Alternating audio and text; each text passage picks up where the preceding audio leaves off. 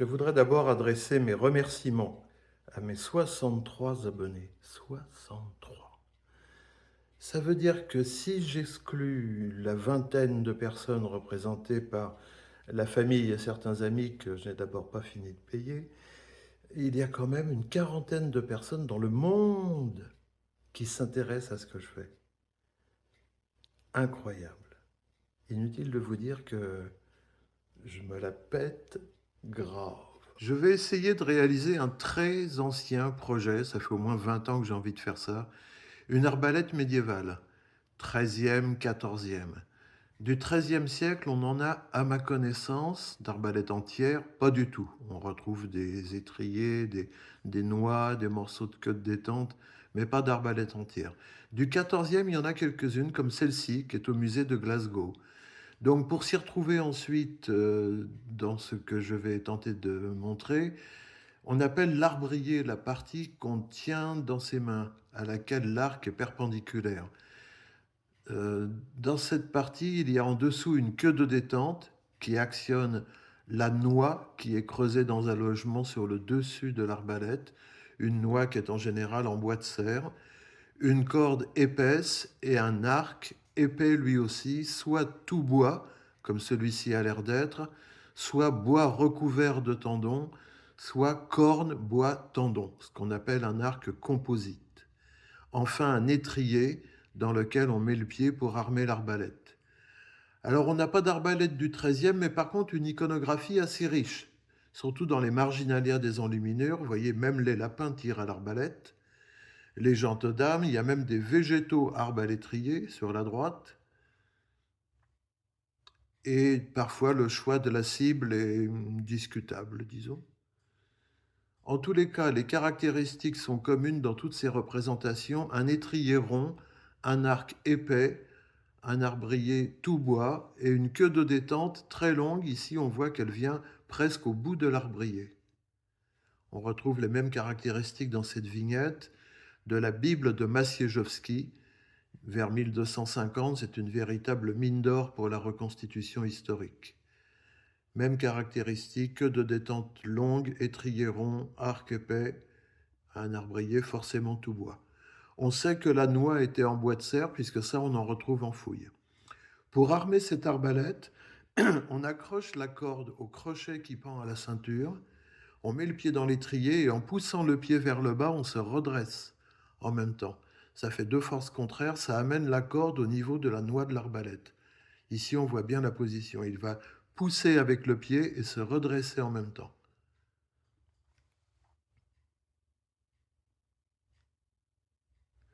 J'ai remis cette vignette de la Bible de Maciejowski parce qu'on voit bien ici le crochet qui pend à la ceinture. Alors il y a des crochets simples, comme celui de l'enluminure précédente, et des crochets doubles qui prennent la corde de chaque côté de l'arbrier. Alors voici mon crochet double forgé. Excusez-moi. L'arc composite, voici le mien, de profil. Il mesure 82 cm, en largeur 3,7 au centre et en épaisseur 2,3 au centre également. Il est fait d'une couche de corne, côté tireur, le ventre de l'arc.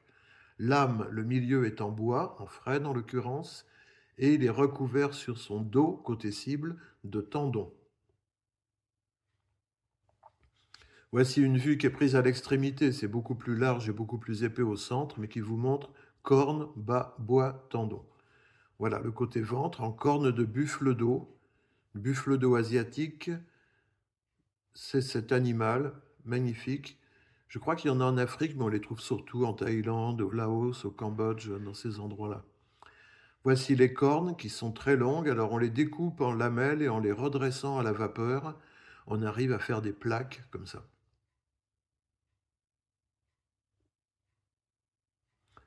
Bon, pour le centre en bois de frêne, j'ai du choix, il y en a beaucoup par ici, et le dos de l'arc a été recouvert de tendons collés à la colle de nerf.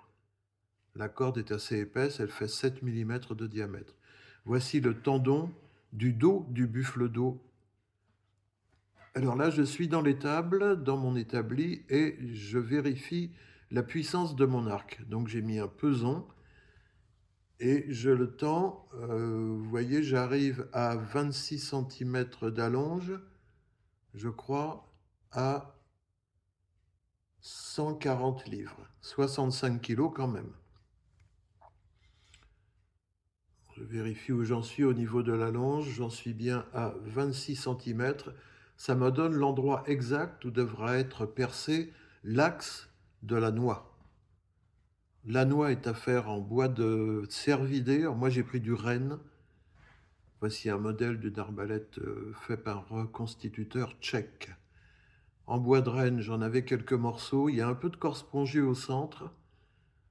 Donc j'ai rajouté un axe en laiton. Je vous montrerai après. Voilà le travail de la noix, Dremel, papier de verre. L'important c'est qu'elle soit bien régulière et bien lisse. Je vérifie au pied à coulisse. Mais normalement, ça doit être bon. Ouais, ça a l'air de le faire. On dégage bien les dents. Et une fois fini, ça donne ça. Vous voyez l'accent laiton que j'ai mis au centre pour renforcer un petit peu. C'est pas complètement incompatible. On connaît une noix en bronze du XIIIe. Et le bronze et le laiton, c'est très proche. Il y a un axe métallique transversal qui traverse la noix. C'est ici la partie la plus épaisse est destinée à recevoir la queue de détente. Ensuite, pour les compartiments qui encadrent la noix, le logement, j'ai travaillé de l'os de bœuf. C'est un os pour gros chiens vendu en animalerie. Et une fois travaillé et poncé, c'est très fin. Voilà, ça devra donner ça. Il faudra réussir à inclure tout ça dans l'arbrier.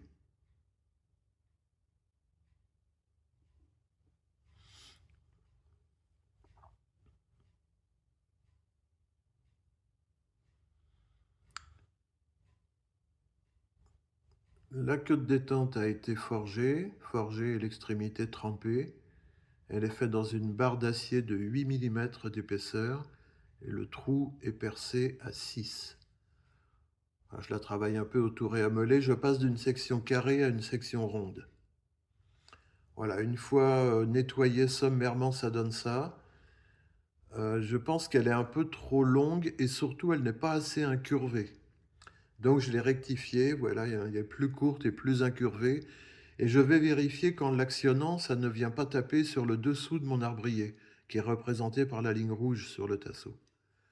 Donc, je force sur la noix, je déclenche, clac. Au moment où la noix est libérée, il me reste encore 1 centimètre. Donc, ça devrait aller. Alors, comment ça marche? Imaginez la corde à gauche à la place de l'élastique. On vient loger le carreau entre les dents de la noix et ensuite, en actionnant la détente, on libère la noix qui pousse la corde, qui pousse le carreau. Fabrication de l'étrier. Donc on a vu sur les représentations un étrier 13e très rond. Donc voilà, j'ai acheté un anneau de fer de 4 mm d'épaisseur et 2,5 de large. Je le travaille un petit peu à la forge pour aplatir les deux extrémités. C'est ce qui sera collé contre l'arc, enfin collé, posé contre l'arc sur une grosse pièce de cuir pour pas abîmer les tendons. Ça donne ça. Bon, c'est pas super, j'ai pas de quoi souder, donc ça sera pas soudé. Mon arbrier est en chêne. Malheureusement, j'ai pas pu avoir de frêne. Mon menuisier en avait pas. Et j'ai pas envie de courir le département pour en trouver. Donc c'est du chêne. Vous voyez en bas, le bout de papier blanc représente le profil. Ici, donc 6,5 de haut, 5 de large et 82 cm de long. Alors voici les tracés des cavités qu'il faudra creuser. Les deux trous ont été percés à 5 et à 6. 5 pour la noix, 6 pour la queue de détente.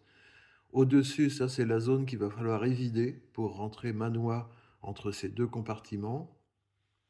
Et en dessous, la partie qu'il faudra évider pour pouvoir loger la queue de détente.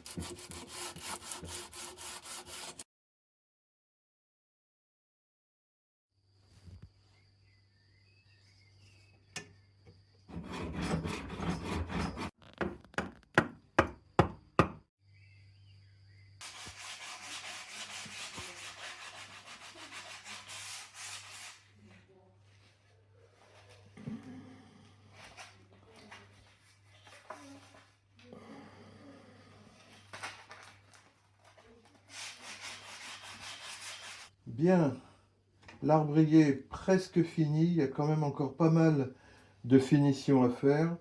Ce que je voulais, c'est faire un essai avant de passer des heures de ponçage, de fignolage, pour être sûr que ça envoyait les carreaux quand même. Donc j'ai fait un montage provisoire sans mettre l'étrier, ce qui fait que je suis obligé de tendre et d'installer la corde avec un treuil.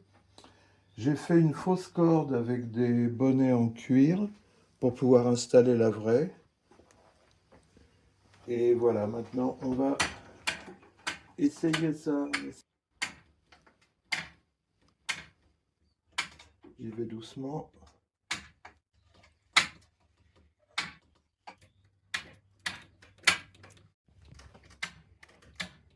Ça.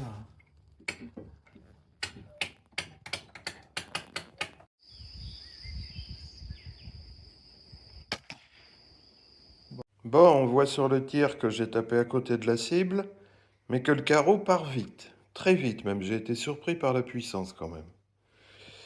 Alors, l'arbrier a été, enfin tout a été démonté, l'arbrier a été poncé jusqu'au grain 1000 et passé à l'huile de lin. Les carreaux, il faudra que j'étudie plusieurs longueurs, plusieurs diamètres, plusieurs poids. Celui-là faisait 30 grammes. Bon, il est parti assez droit, j'ai trouvé, mais peut-être qu'il faudrait le faire un peu plus long et plutôt dans un tasseau diamètre 10. Voilà, donc tout ça est à remonter. J'attends de la cordelette de 4 mm de diamètre parce que la ficelle que j'avais utilisée là était un peu fine quand même. Bon, c'était un montage provisoire. Je vais aussi recouvrir mon arc d'un morceau de rawhide, du cuir cru. C'est une peau de chèvre pour instrument de percussion dont je vais recouvrir l'arc pour protéger les tendons et la corne de l'humidité. J'ai donc posé une bande de peau de chèvre sur le dessus de mon arc, sur le dos. Je n'ai pas fait la partie ventrale, j'ai laissé la corne apparente. Et maintenant, il va s'agir de fixer cet arc à sa place sur l'arbrier. Ici, un morceau de cuir.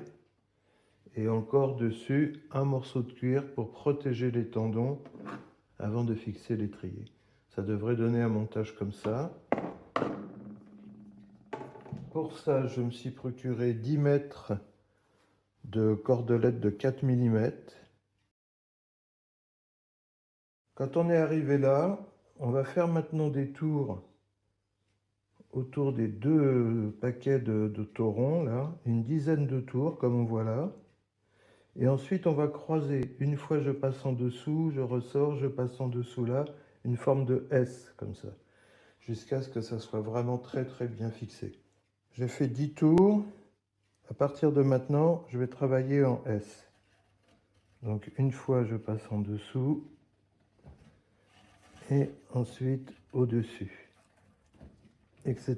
jusqu'à ce que ça soit vraiment complètement bloqué. On doit arriver à quelque chose comme ça. Et je confirme, il faut bien prendre 10 mètres de corde, 5 de chaque côté du trou, parce que là, il me reste à peine 1 mètre et j'ai fini ce côté-là. Donc, il faut au moins 10 mètres.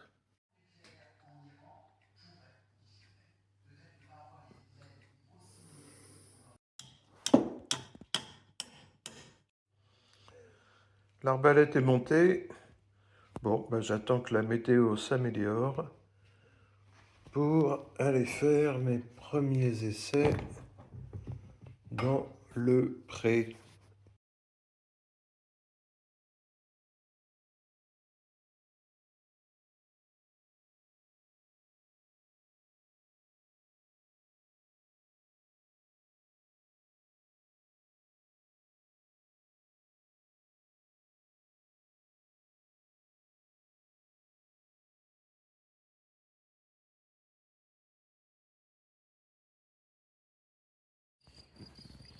J'ai mis ça, c'est pour faire médiéval.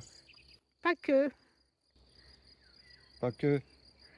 Je ne voudrais pas dire de gros mots pour la vidéo, mais enfin, Ah, ah, ah.